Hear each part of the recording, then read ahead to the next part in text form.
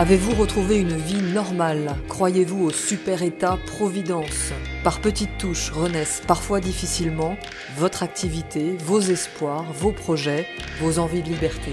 La rédaction de La Tribune continue de donner la parole aux créateurs, indépendants, salariés, chefs d'entreprise, avec ses lettres de l'après.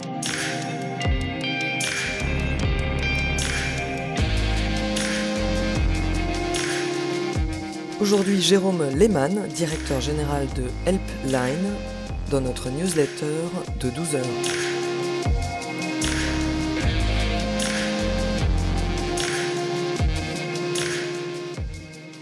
La crise sans précédent que nous traversons a placé littéralement, du jour au lendemain, les entreprises face à des défis immenses. Pourtant, beaucoup de celles dont l'activité reste compatible avec les contraintes actuelles ont su réagir et s'adapter. Ce qui fait l'homme, c'est sa grande faculté d'adaptation, nous enseignait Socrate. Et aujourd'hui, la résilience est devenue le maître mot. Cette crise a créé des ruptures de la normalité. Par exemple, protéger l'entreprise et ses salariés contre le risque est une priorité commune à toutes les organisations. Longtemps, la gestion du risque a surtout consisté à se couvrir financièrement en cas d'imprévu ou d'incident via des assurances.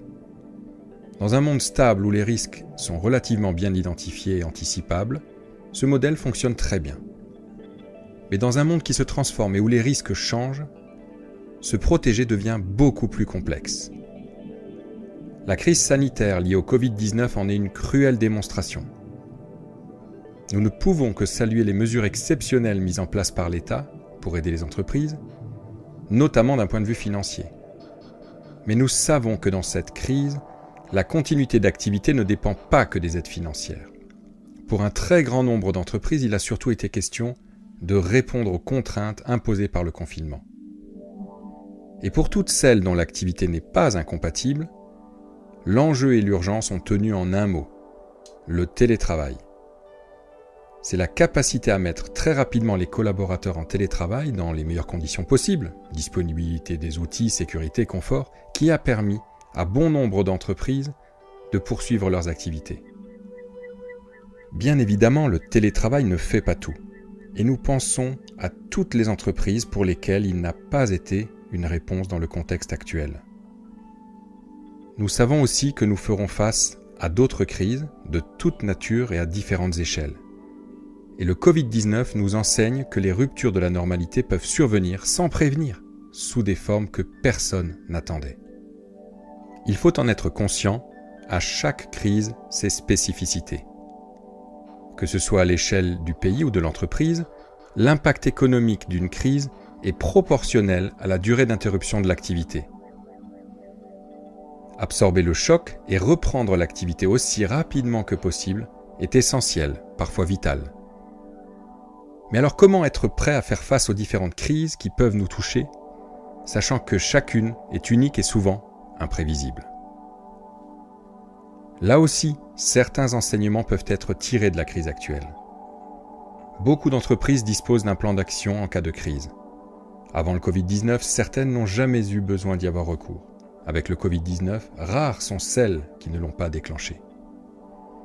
Sans prétendre qu'il s'agisse d'une solution universelle, ces plans ont souvent permis de réagir très vite après l'annonce du confinement.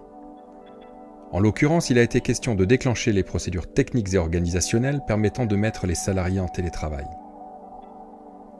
Nous avons également observé que les entreprises qui avaient déjà mis en œuvre ces procédures n'en ont été que plus efficaces, notamment toutes celles qui avaient mis une partie de leurs salariés en télétravail lors de la grève contre la réforme des retraites, qui avait impacté les transports publics.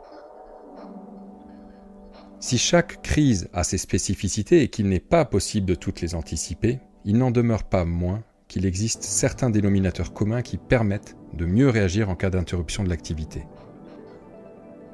Avoir un plan et le tester en conditions réelles est de cela. C'est un socle commun à toute gestion de crise. Mais il ne faut pas se laisser paralyser par l'inédit.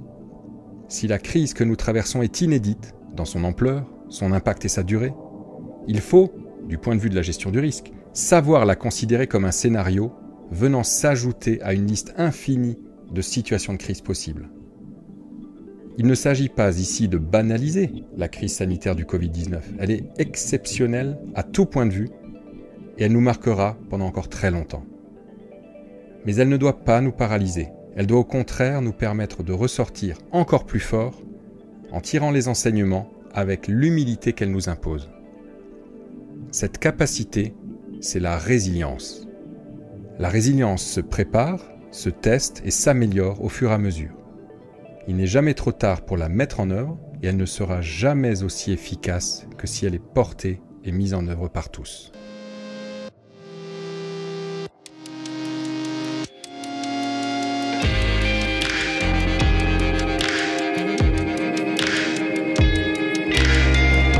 Proposez vos textes ou vos sons à la rédaction de La Tribune pour une réalisation Milky Lab Fabrique Audiovisuelle.